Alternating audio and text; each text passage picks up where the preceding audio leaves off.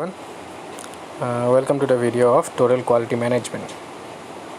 In this particular video, we'll discuss about a topic that is Deming's approach to total quality management.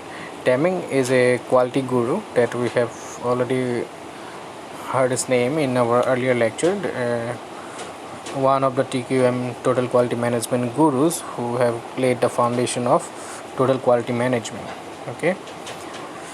So W. Edward Deming hold a PhD in physics. Okay, but it is though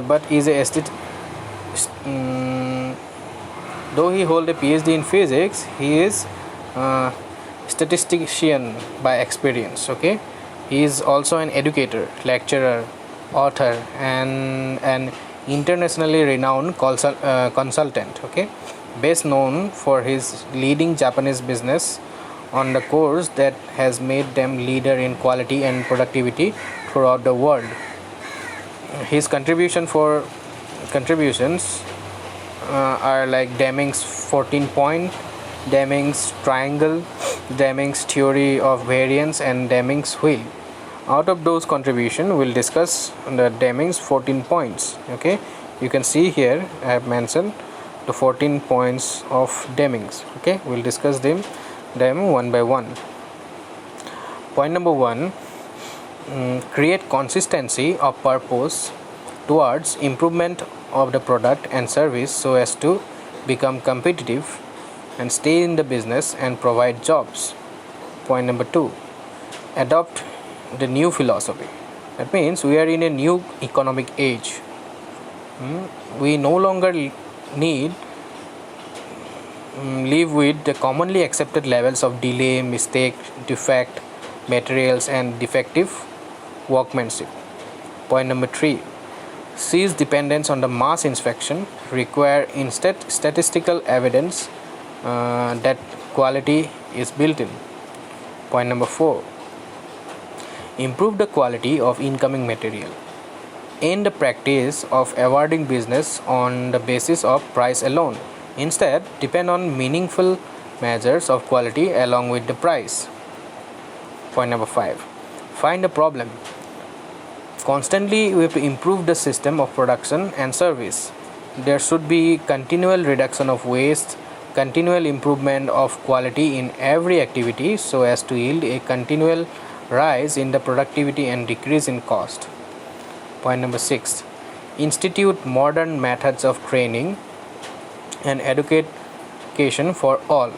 Modern methods of on-the-job training use control charts to determine whether a worker has been properly trained and are able to perform the job correctly. Statistical method must be used to discover when training is complete. Then point number seven is institute modern method of supervision. The emphasis of production supervision must be to help people to do better jobs. Improvement of quality will automatically improve productivity.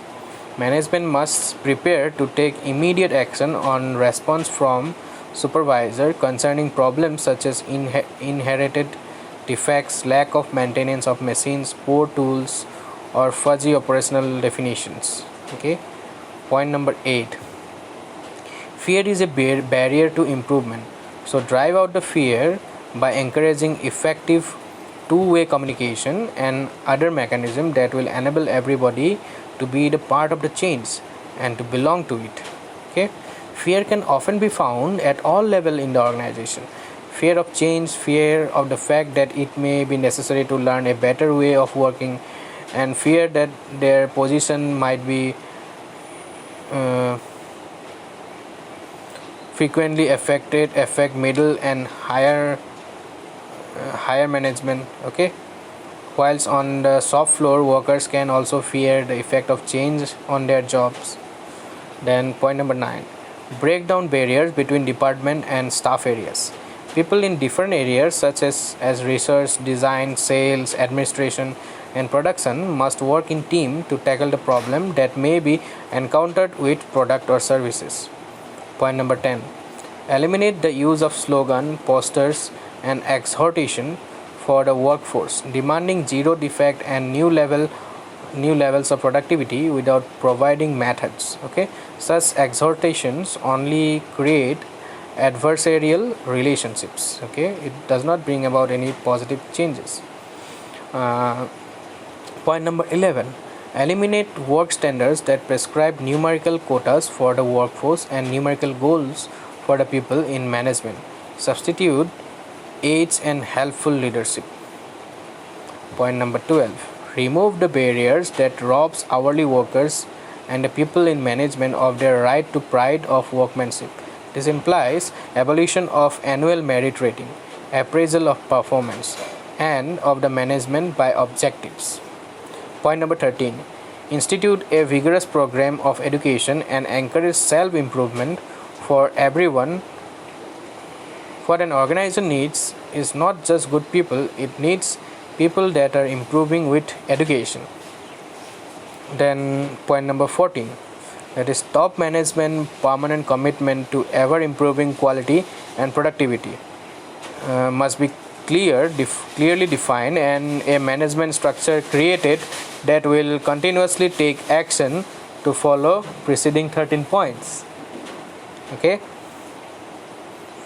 these are the 14 points of Deming approach towards TQM. Thank you.